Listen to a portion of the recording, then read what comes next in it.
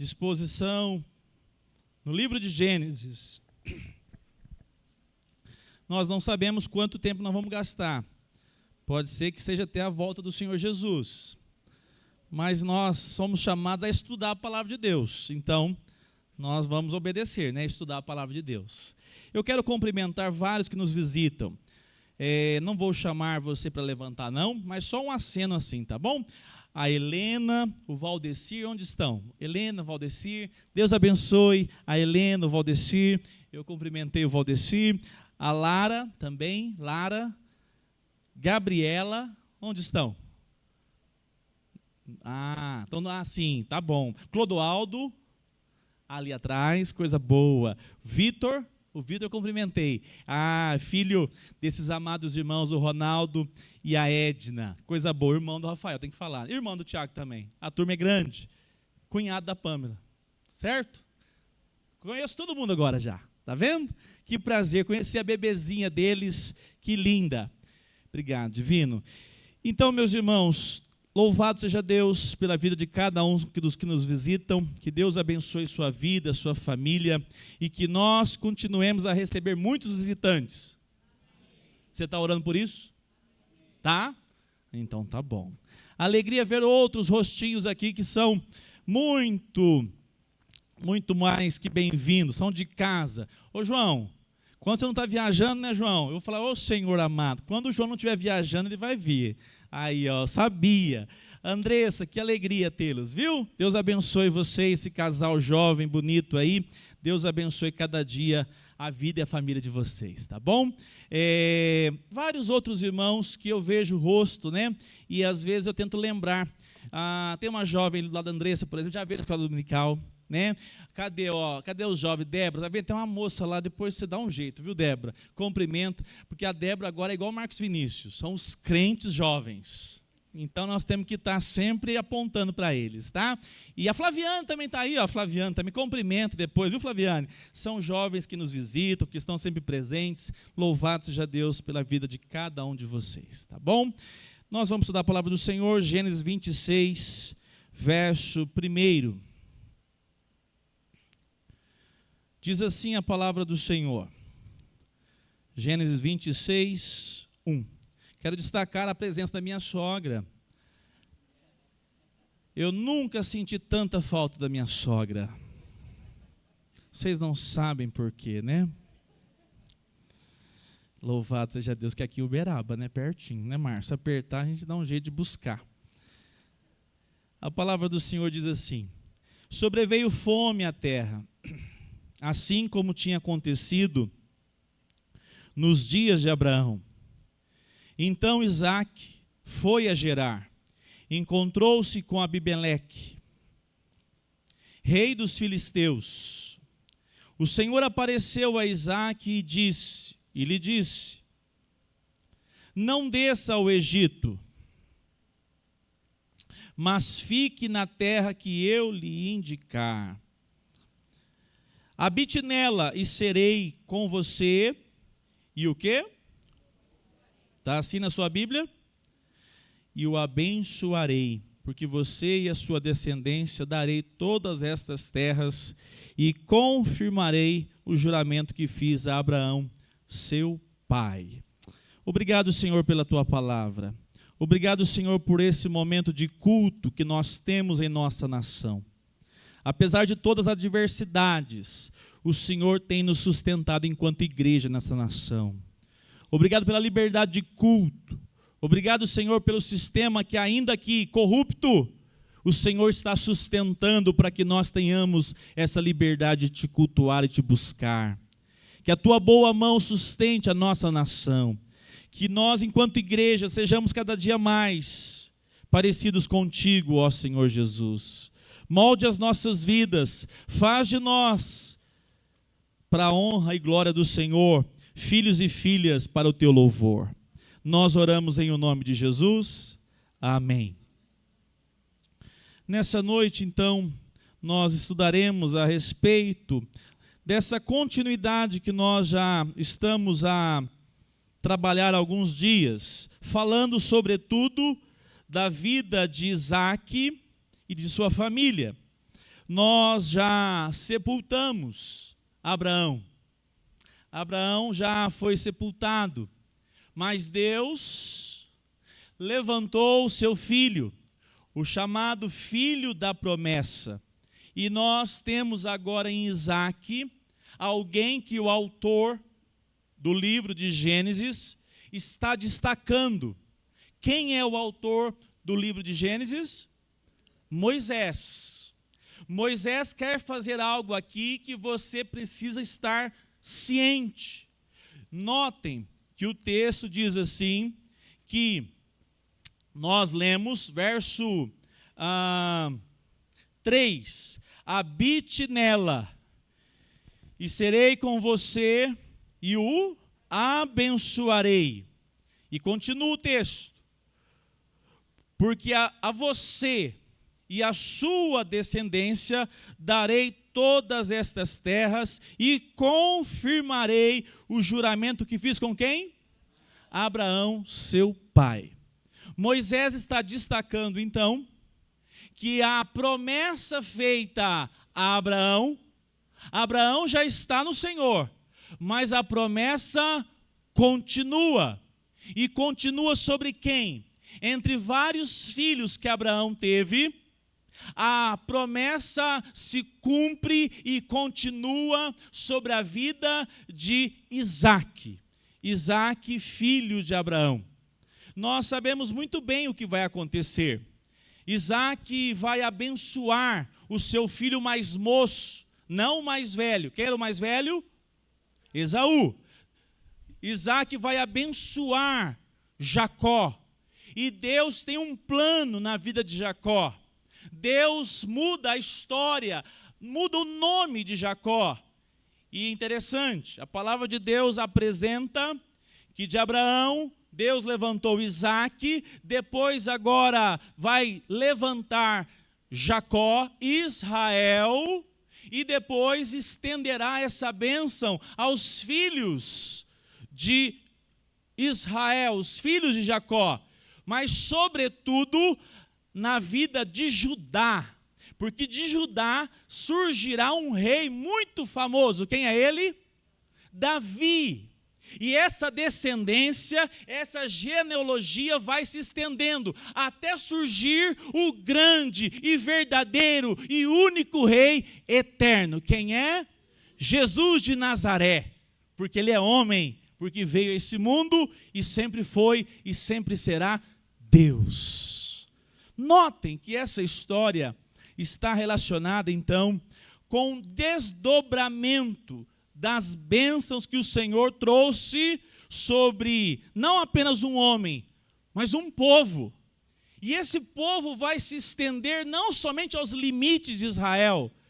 Nós vamos falar no próximo domingo, provavelmente. Hoje nós não vamos entrar para estudar mais profundamente o verso 3, o verso 4 e o verso 5. Nós vamos nos deter hoje no verso 1, verso 2 e parte A do versículo 3. Porque nós veremos então alguns aspectos dessa caminhada que Deus trouxe sobre um homem, Abraão, chamando ele lá no capítulo 12, lembra?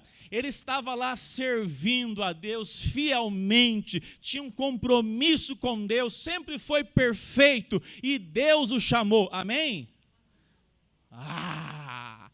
É isso aí, isso aqui pega quem está com sono, é para ver se está ligado, nada de amém. Abraão foi alcançado, se você quiser ler a sua Bíblia, lá em Gênesis 12, ele estava lá na Mesopotâmia, nunca tinha ouvido falar no único Deus, vivo e verdadeiro. Ele conhecia deuses, no plural.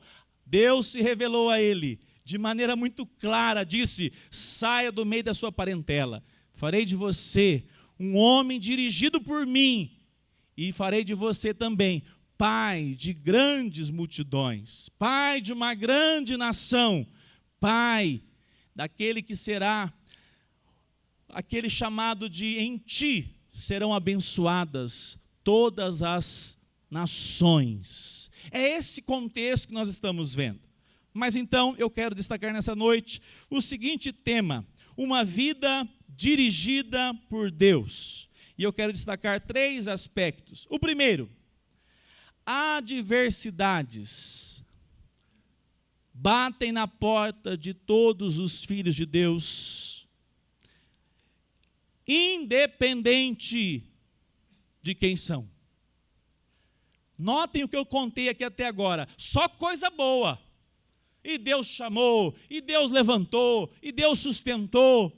E agora eu digo, as adversidades fazem parte da caminhada dos filhos de Deus. Observe o texto que nós lemos, verso 1. Sobreveio o quê? Fome à terra, assim como tinha acontecido nos dias de Abraão. A palavra de Deus nos apresenta, então, que essa realidade já começa com um patriarca. Porque Isaac, nós estudamos domingo passado, pode ter tropeçado porque todos os santos, a não ser o verdadeiro e pleno santo que foi Jesus Cristo, todos os outros nossos heróis na Bíblia, eles têm pés de quê? Aleluia! De barro. Eles não são perfeitos, por isso eles precisam de um Salvador. Nós vimos a história de Isaac. Poucos estavam aqui. Não aconteceu algum feriado semana passada? Um retiro? Acampamento de mulheres, aconteceu? Elas não vêm no culto depois, eu vou proibir. E se acontecer mais de novo o louvor lá, aí que eu proíbo mesmo. Misericórdia. Mas vamos voltar aqui ao assunto. A palavra de Deus diz que essa caminhada como temente a Deus, mesmo o patriarca não possui uma vacina contra adversidades. Hoje tem vacina de tudo, né? E a gente começou também o quê? Duvidar das vacinas também, porque tem de tudo. Não existe uma vacina contra as dificuldades da vida. Não existem. Não existem como enfrentar o dia a dia e estar blindado contra os problemas. Isaac era homem que Deus havia chamado para que a promessa se cumprisse. E diz o texto que ele enfrentou agora a fome. A fome. Mas notem, olha o que diz o texto. Diz a palavra do Senhor que Isaac, ele, vendo os sinais, sobreveio a fome à terra. Diz o texto, assim como tinha acontecido nos dias de Abraão. Então Isaac fez o quê? Foi a gerar. Irmãos, notem uma coisa importante. Nós enfrentamos adversidades que fazem parte do nosso dia a dia. E graças ao bom Deus, Deus nos deu uma capacidade intelectual, louvado seja Deus, para nós tomarmos decisões que ninguém vai poder tomar por nós. É sua responsabilidade e minha. Não precisa nada mais do que você apenas parar, analisar e dizer assim, espera aí, o que está acontecendo aqui, eu preciso tomar uma iniciativa. Eu estou enxergando o que está acontecendo. Notem que Deus nos capacita de maneira que circunstâncias como, por exemplo, eu imagino aqui Isaac vendo que a chuva parou, que cada vez mais a situação está difícil. O que esse pai de família vai fazer? Olha, vamos sair daqui de onde nós estamos e vamos para um outro lugar. E observem, Deus não repreendeu Isaac de tomar iniciativa e sair para outro lugar. Ele procura Gerar, que é uma cidade que não era tão próxima, mas também não tão longe, para ver se de repente lá está um pouco melhor. Nós sabemos depois que Deus vai falar para não desça para o Egito, mas ir até Gerar, Deus aprovou. E é um ponto importante para nós analisarmos. quando nós estamos diante de situações que nós mesmos podemos discernir, como por exemplo, quem tem necessidade de emprego, precisa fazer o quê? Deus confirmar na palavra de Deus que é para ele preparar um currículo e entregar? É assim? Não. Ele vai lá, prepara o currículo e entrega, porque ele já sabe que a vontade de Deus é: utilize daquilo que Deus já te deu e faça. Não precisa de mais nada. Os filhos: Deus, eu não sei se esse menino vai ser realmente um menino obediente. Qual é o seu papel? Não fica nem duvidando. Ensina ele dia e noite a palavra do Senhor, para que o coração dele ame o Senhor. São situações que você vai discernir de maneira muito clara, de maneira muito lógica. Mas observe, a palavra de Deus então nos mostra que vai acontecer algo aqui muito próximo do que aconteceu com Esaú. O Warren Wiersbe diz o seguinte: as adversidades, elas são utilizadas para o nosso bem e também podem ser utilizadas para a nossa destruição. Ele dá o exemplo: Deus utiliza as provações para tirar o melhor para o nosso crescimento. Em contrapartida, Satanás utiliza as tentações na adversidade para extrair o pior para nós. E nós sabemos que dentro desse contexto, nós vamos ver algo agora que aponta para o que está acontecendo com Isaac. Note, volte a sua Bíblia aí no capítulo 25. Olha quem está com fome.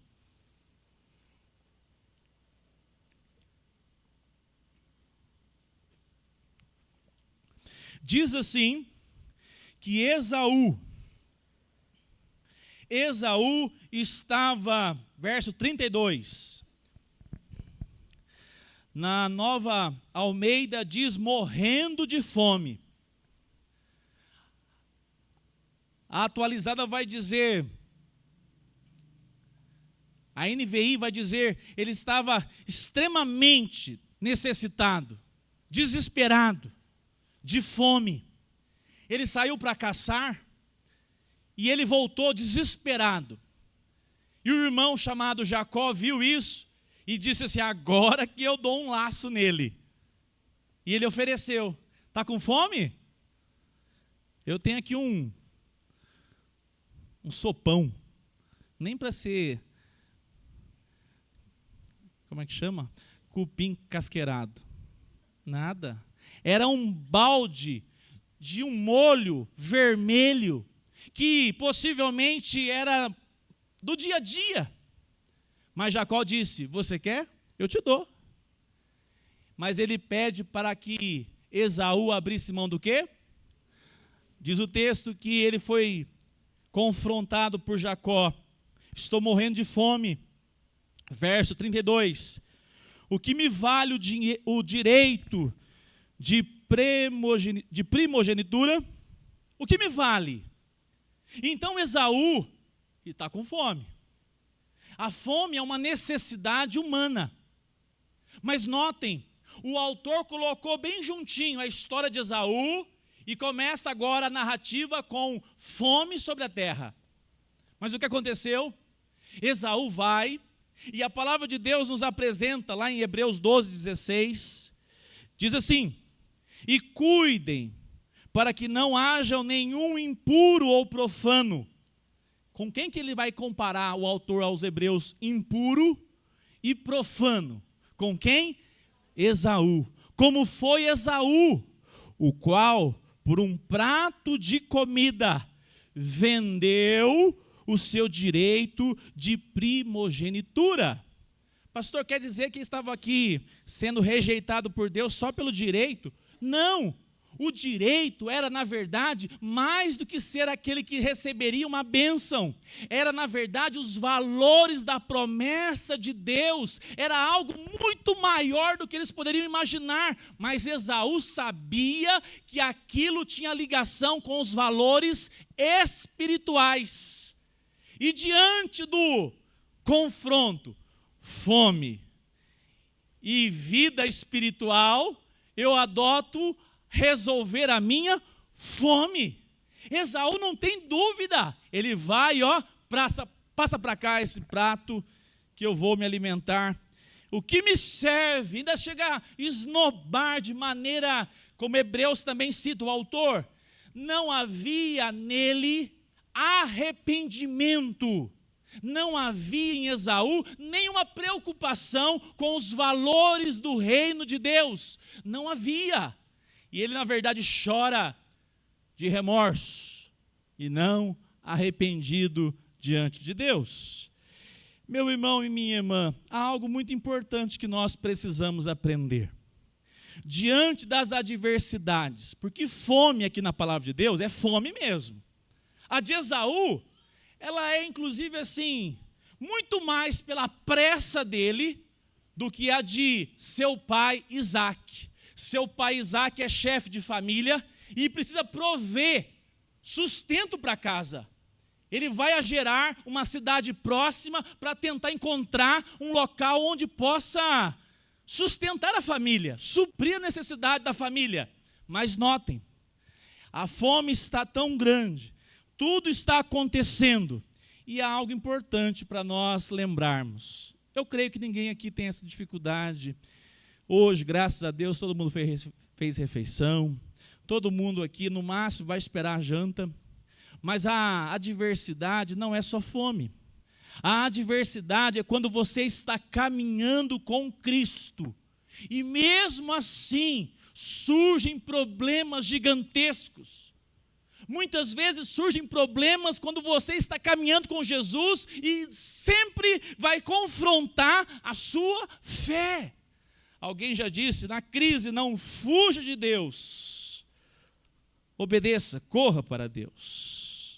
João 16:33, joga aqui para nós, para a igreja acompanhar, diz assim: estas coisas vos tenho dito, Jesus dizendo, para que tenhais paz em mim. No mundo passais por, mas tende bom ânimo. Tende bom ânimo, porque eu venci o mundo.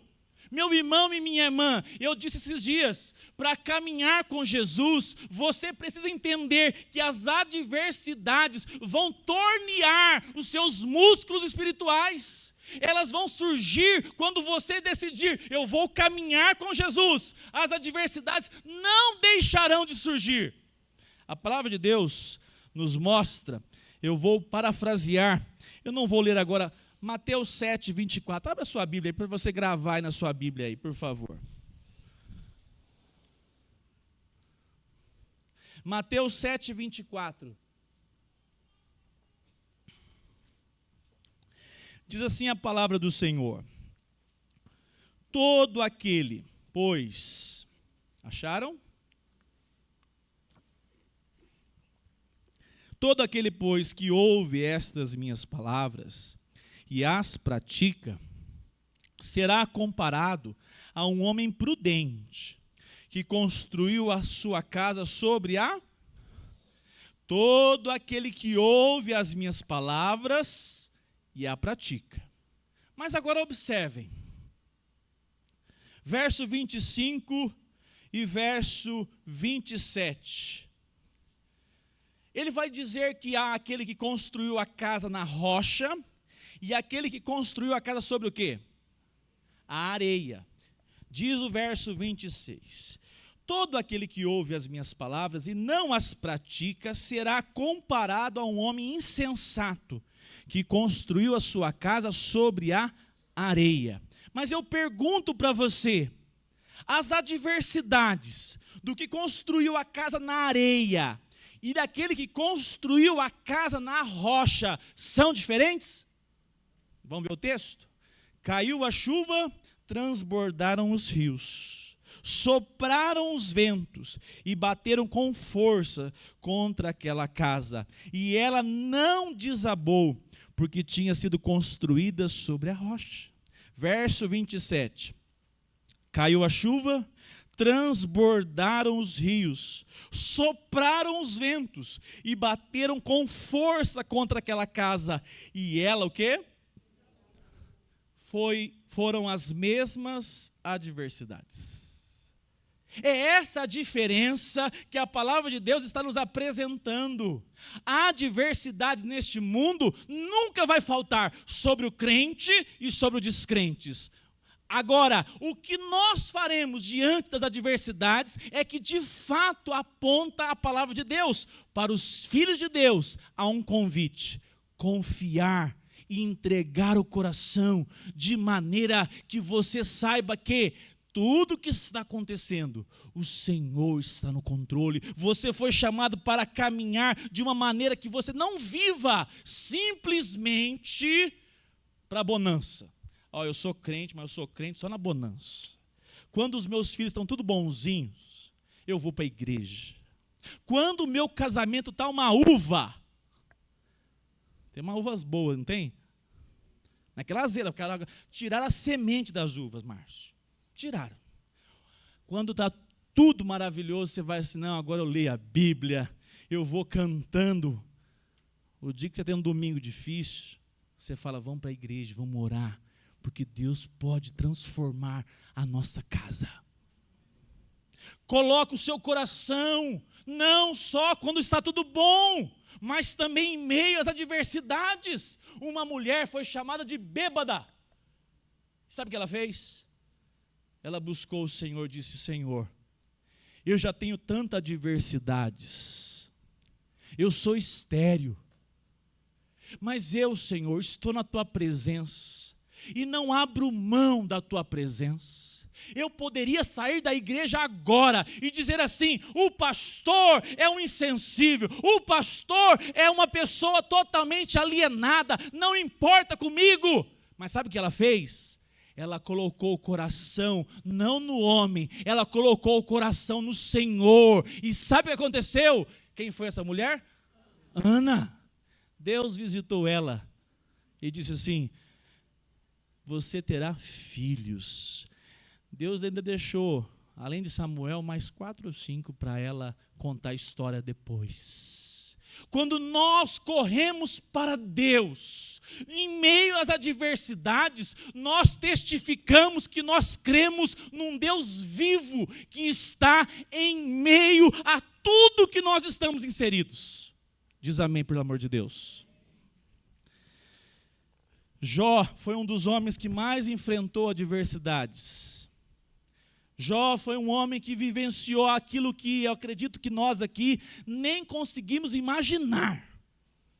E a palavra do Senhor nos apresenta que no final da sua vida, ele tira lições belíssimas, como a frase mais famosa: antes eu conhecia o Senhor distante, mas agora eu te contemplo com o coração, com os olhos, eu vejo a tua mão sobre mim.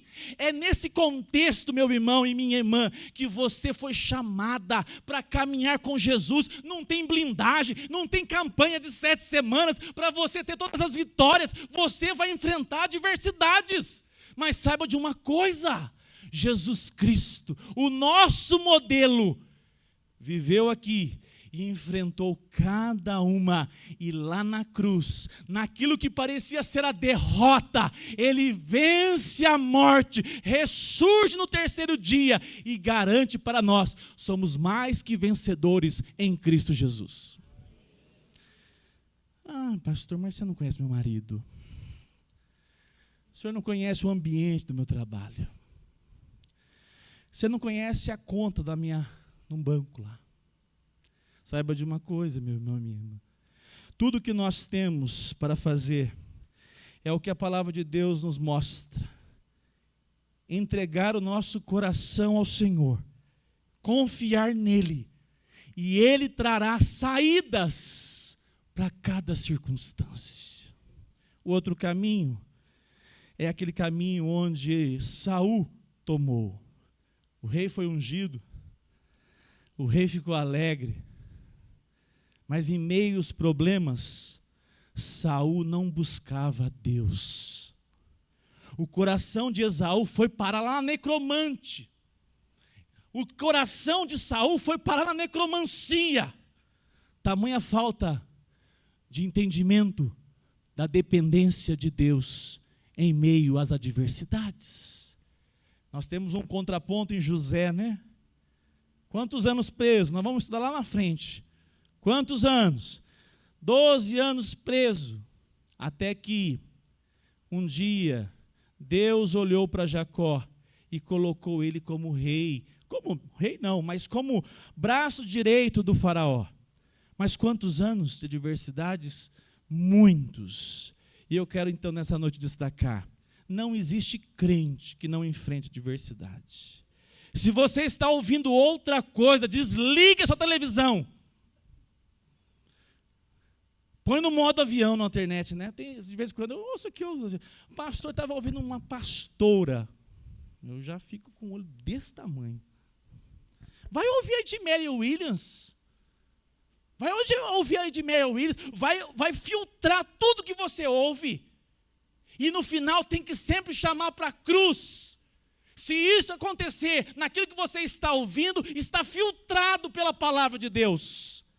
Não caia nesses argumentos onde você enfrentará as circunstâncias contrárias e tudo vai se abrindo. De vez em quando, nós paramos para que Deus possa nos direcionar.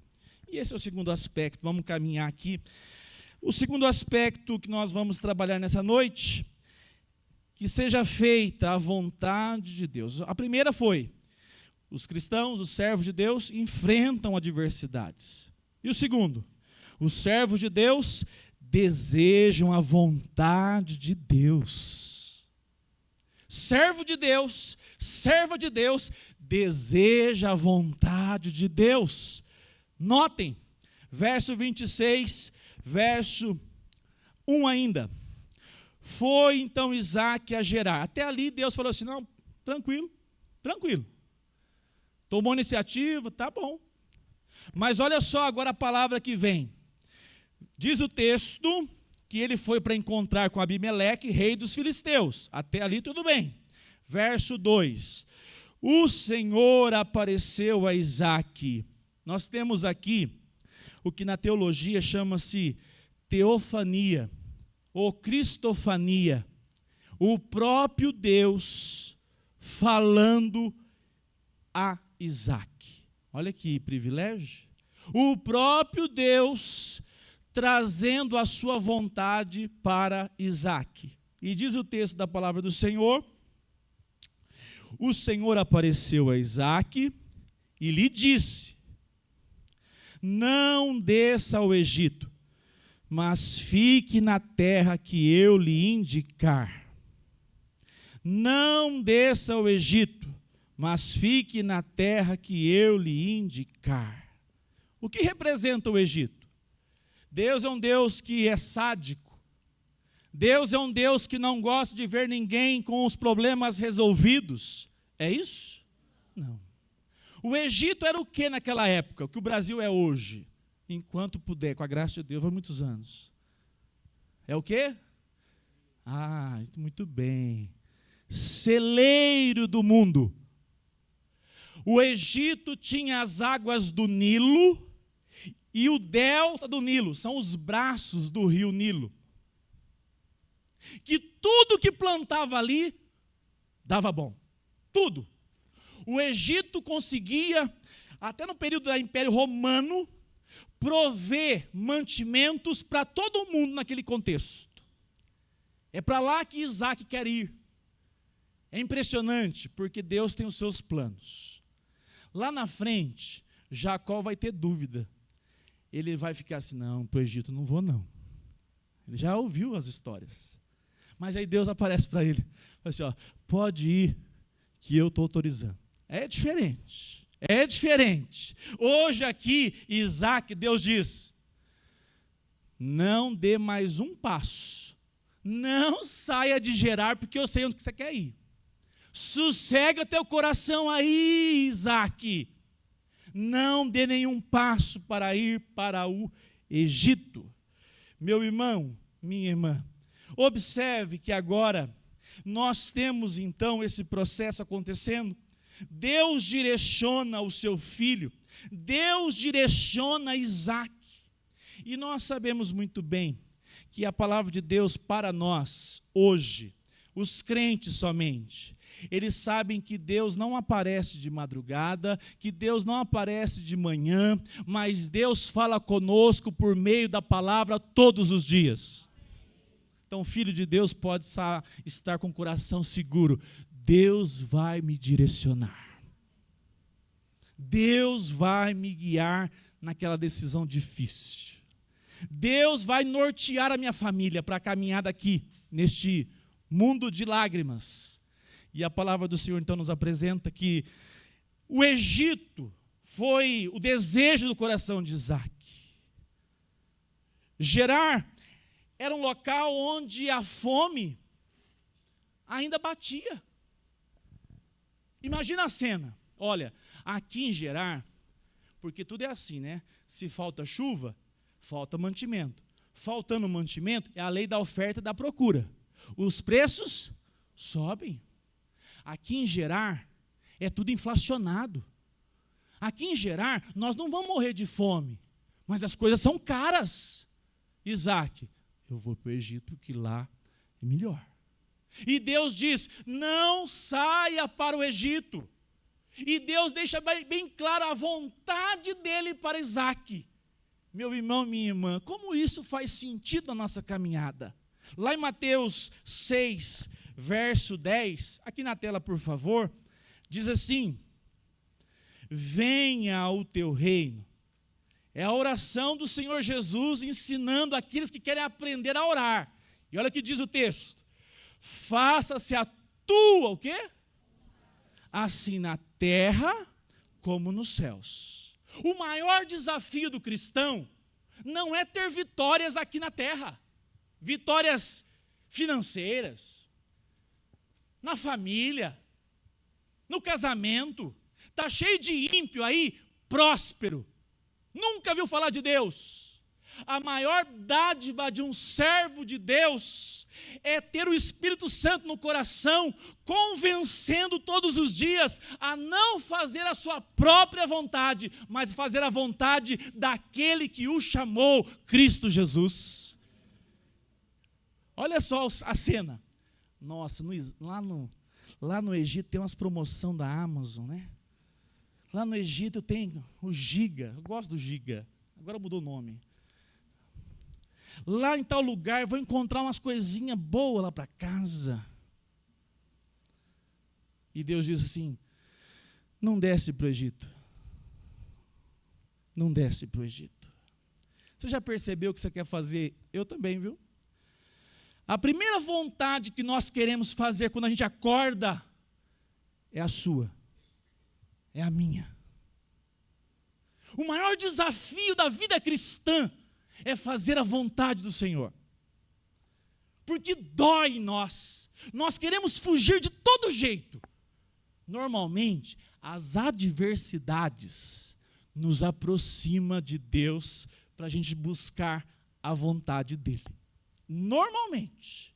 Mas quando não está batendo uma adversidade muito grande, o que bate no nosso coração é fazer aquilo que nos satisfaz. E é um grande desafio. A palavra do Senhor nos mostra, então, que agora o Senhor Jesus deixou bem claro que quando nós estamos pensando naquilo que é bom para nós, nós devemos desejar a vontade dEle. E aí entra uma grande batalha. Isaac vai valorizar algo que o seu filho Esaú jamais valorizou. Isaac vai dizer assim, os meus apetites, o meu estômago está batendo, está acontecendo alguma coisa, eu estou precisando, mas sobretudo, eu quero aprender a confiar e a obedecer à vontade do meu Deus. Abra 1 Pedro capítulo 4. 1 Pedro capítulo 4, verso 12.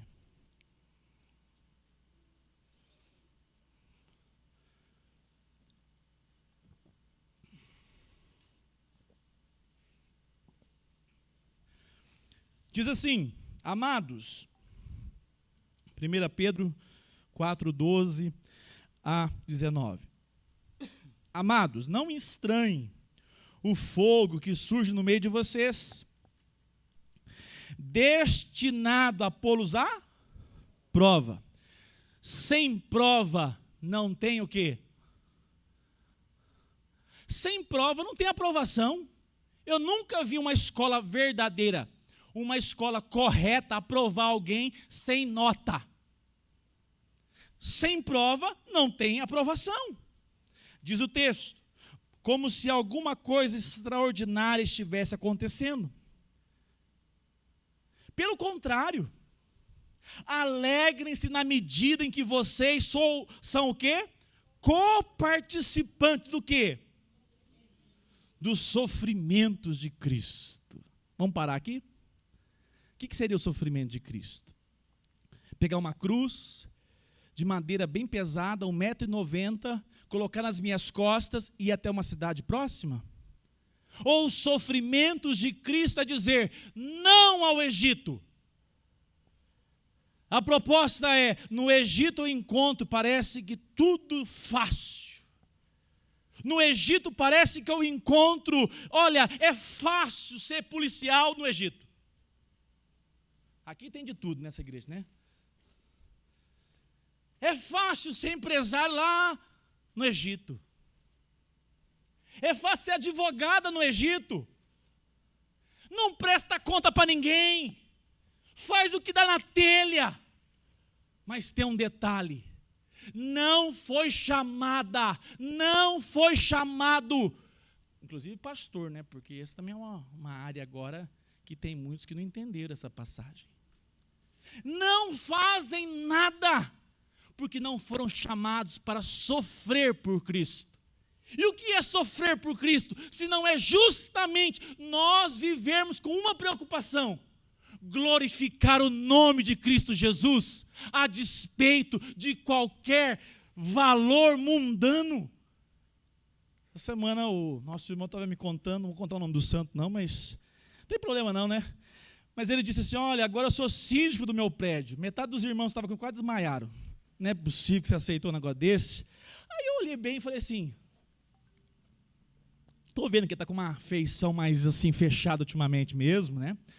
Mas eu falei, olha, possivelmente foi Deus que colocou você mesmo lá. Eu fui meio contrário da turma. Porque senão, se você não assumir como crente, quem que assume? Vocês já sabem? Orem para que Deus abençoe o seu condomínio, amém? Você já orou pelo seu síndico alguma vez? Está perdendo tempo. Grande parte desses locais fazem conchavos. Não é novidade para ninguém. E aí foi lá um mecânico lá, não, um eletricista, encanador. E a caixa, não conta não, santo. O encanador foi lá, e falou assim, é para a glória de Deus para contar, né? O encanador falou assim, ó, é o seguinte, o serviço é 1.700, eu quero 1.000 na minha mão, eu te dou a nota. É assim que funciona, você é síndico agora? Eu falei, como que é? Demorou uns 5 minutos para entender. Te dou o serviço, se eu te dou a nota, é 1.700, mas eu quero 1.000 na minha mão e você faz o que você quiser com 700. O Egito aparece nos condomínios também. O Egito vai ao encontro de você. E aí o irmão disse assim, olha, não funciona assim não. Eu não sei como é que era a gestão passada aí, como é que era os conchavos aí, mas aqui eu vou ficar em Gerar. Eu vou ficar em Gerar. Em Gerar não está tudo resolvido não. Eu vou ter que comer um monte de pepino, angu. Mas eu vou dizer uma coisa. Eu não vou para o Egito, porque ir para o Egito é desobediência. E eu desejo ter um coração onde a vontade de Cristo seja feita na minha vida. É difícil. É difícil. Mas você foi chamado como cristão para isso. A nossa sociedade diz que temos 40, 50, pode botar 80 milhões de crentes.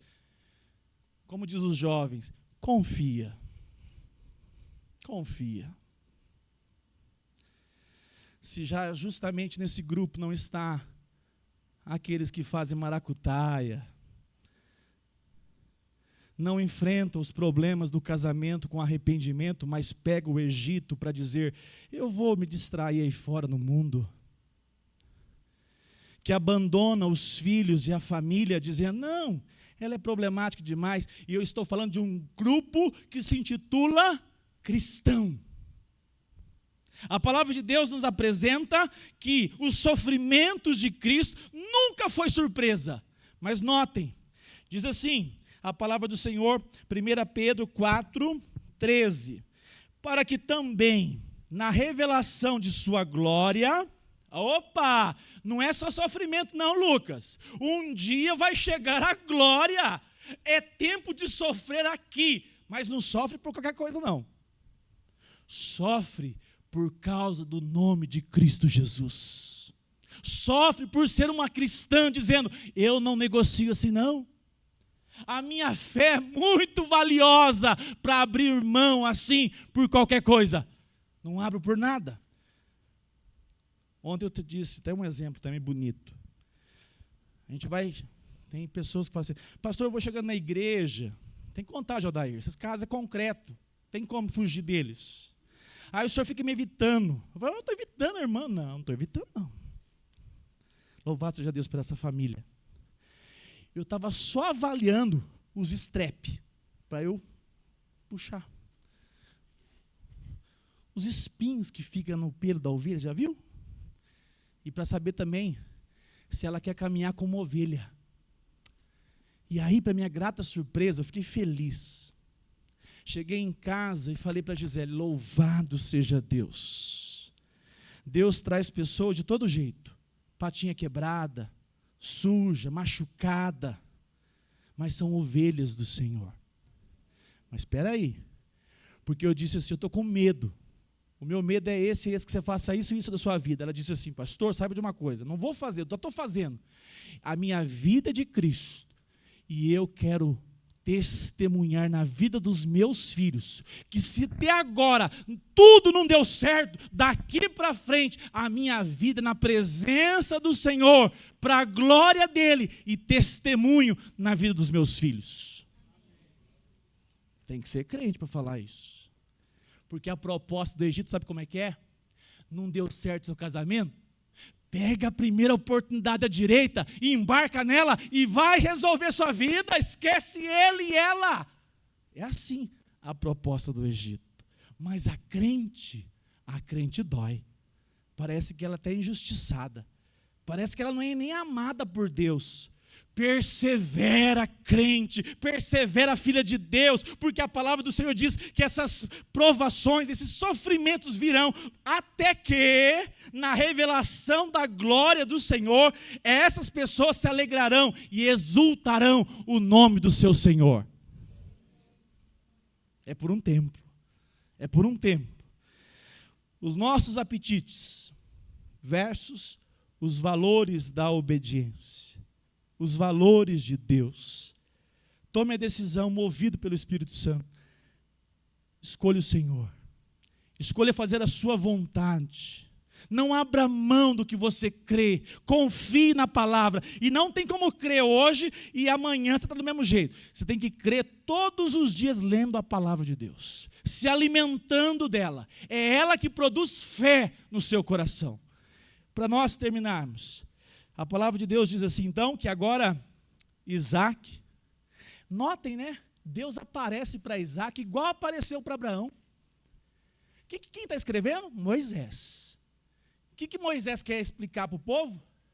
Assim como Deus levantou Abraão, Deus levantou Isaac, para que continuasse a descendência até que chegasse o Messias. Começa lá em Gênesis 3:15, até chegar Cristo. Então agora, notem, diante desse sofrimento, diante de ficar um tempo na cidade de Gerar, repito, Gerar não tinha tudo, mas tinha o suficiente, diz amém. Você já entendeu isso? Você não vai ter tudo aqui, mas Deus, Alacir, vai te dar o suficiente para você caminhar até a volta dEle. É assim, nós caminhamos com os olhos em Cristo, e eu quero terminar dizendo, Esaú resolveu o seu apetite. O Paulo Júnior, eu gosto demais dele, mas eu tenho hora que eu falo assim, eu fico bravo com ele. Ele sabe o que ele fala, Sueli? Esse povo crente gordo, eu fico bravo. Esse povo crente que só gosta do estômago, churrascaria, carne. Aí eu visto a carapuça. Eu falo, Senhor, não quero ser esse crente gordo, não. Estou caminhando, tem misericórdia. Mas Esaú preocupou somente com seus apetites humanos e carnais. E há um grande desafio para mim e para você, e eu creio que você é chamado pelo Senhor para isso. Isaac, como disse o pastor Josemar, ele é um Abraão Júnior. Você é um Isaac Júnior. Você é alguém que foi chamado para caminhar, não com os valores desta vida, desse mundo aí fora, mas você foi chamado para caminhar, não como descendente de Esaú, mas como descendente santa, de um povo que foi chamado lá em Abraão, e que se cumpre na pessoa de Cristo Jesus. Você é diferente por causa da pessoa de Cristo que está em você. E eu termino dizendo, a presença de Deus era desfrutada por Isaac, assim como sobre a sua vida. Ó, vamos pensar novamente? Adversidades? Tem bastante, né, Poliana? Então, vamos orar pelo Gildo, vamos orar pela Roberta. Adversidades. Nós temos um grande desafio, fazer a vontade de Cristo e não a nossa. Nós temos um terceiro aspecto. A presença de Deus é desfrutada pelos filhos de Deus. Olha o que diz o texto, 26, verso 3. Habite nela, aonde? Gerar. Gerar vai ser uma terra de passagem, tá? Vocês vão ver que depois ele vai começar a fazer alguns empreendimentos para furar poço. Vai dar um monte de problemas para ele. Mas ele vai parar mesmo em Beersheba. Ele vai parar lá que é a terra que Deus vai dar para ele. Mas por enquanto, diz Deus, fique em Gerar. Fique aí. E diz o texto, e serei com você. Algumas versões dizem assim, e serei contigo, e o abençoarei. Você enfrenta adversidades, você chora contra o seu pecado, porque fazer a vontade de Cristo dói. E cristão que não sente essa dor, não nasceu de novo. Dói fazer a vontade de Cristo. Mas tem um detalhe, quando nós fazemos a vontade do Senhor, há também uma satisfação, sabe por quê? Porque Ele não está distante, Ele está conosco. E nós desfrutamos da sua doce companhia. Ele disse assim para Isaac, eu estarei contigo. Isso aí é frase banalizada hoje. Diz que o rapaz chegou no morro aí sei do quê? Um cara lá com um fuzil pendurado, e ele foi evangelizar. Olha só o nível de evangelização que tem hoje no Brasil, Rodrigo. Aí o cara lá com um fuzilzão lá, só pronto para sapecar policial e matar gente boa. Falei assim, ó, eis que te digo, varão de Deus, vim aqui para conversar contigo, Deus é contigo. A abordagem que ele fez com um camarada que está com um fuzil, pronto para metralhar a viatura que está se aproximando. Olha só a banalização dos... Sabe o que eles fazem? Papagaio. Eles repetem aquilo sem discernimento nenhum, não sabe que contexto que está, não conhece a Bíblia. Vamos para a palavra de Deus? Pega a sua Bíblia aí, meu irmão. Olha só, diz o texto, habite nela, e serei contigo, e o abençoarei. O que Deus está dizendo? Eu não vou tirar você dessas lutas, mas eu estarei com você, Isaac, todos os dias. Eu caminharei com você, Isaac. Eu serei o seu Deus. E se tem uma palavra de prosperidade que a igreja deveria dizer, sabe como é que é dizer, Eliana? Aleluia, glória a Deus, é saber que Deus está conosco em meio a todas as tormentas. Eu termino. E quando o pastor diz que vai terminar, ainda falta 25 minutos, João. Fica tranquilo. Mateus 28, 19. Jesus disse, portanto vão e façam discípulos. Ele lembra dessa passagem? Ide, pregai o evangelho. E Jesus disse assim, ó, vocês vão tomar chimarrão, vão tomar açaí, vai ser tudo tranquilo, foi isso? Não, ele só falou uma coisa. Eu não sei se você vai morrer no espeto. Se você, Pedro, vai ser pendurado de ponta cabeça, não sei. Se você, Tiago, vai ser o primeiro que vai ser morto, não sei. Assim, heresia 3:10, né? Eu sei, mas eu não vou contar. Não vou contar, senão vocês vão ficar um pouco assustados. A única coisa que eu posso dizer para vocês é o seguinte, observe com a sua Bíblia aí, você tem que ver com a sua Bíblia. Mateus 28, 19 e agora o verso 20. Ensinando esses novos convertidos a guardar todas as coisas que tenho ordenado a vocês. Vamos juntos? E eis todos os dias até o fim dos tempos. Louvado seja o Senhor Jesus. Nós enfrentaremos adversidades, porque essa palavra é para os discípulos e se estende a todos nós, discípulos de Cristo. Em tudo que enfrentarmos, mas uma coisa nos sustenta. Não é filhos, não é renda, não é casamento. O que nos sustenta é a presença do Senhor conosco. Termino dizendo, viva para fazer a vontade de Cristo. Em meio às adversidades, confie o seu coração, Senhor. Em meio às propostas que chegam do Egito, diga assim, eu já tenho o meu coração rendido a Cristo, não posso. E eu digo, há uma história que Plutão, lembra de Plutão? Nem planeta mais é, né? Se revoltou contra o Sol.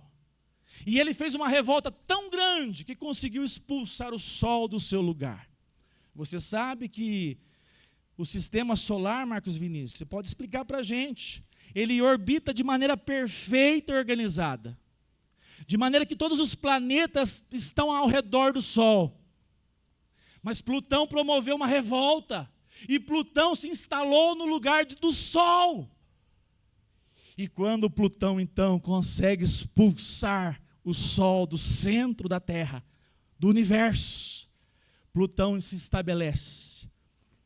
E a primeira coisa que acontece, cada planeta que estava girando de maneira perfeita, orquestrada, sai, são expulsos, não se sustentam, explodem, esparramam, e Plutão vê a destruição toda acontecer. Alguém diz que é porque o Sol tem muita massa. Ele é tão pesado que ele consegue fazer que tudo que está em seu redor, a condição dos outros planetas é de orbitar de maneira perfeita, que tudo se encaixa, porque o lugar do Sol é do Sol. E eu quero terminar dizendo, qualquer coisa que você colocar no lugar de Deus, no seu coração, no centro da sua vida, fará com que tudo saia de harmonia, você perderá de vista tudo aquilo que de fato você mais deseja que funcione, porque você colocou outra coisa no lugar de Cristo Jesus. Vamos ficar em pé e vamos orar.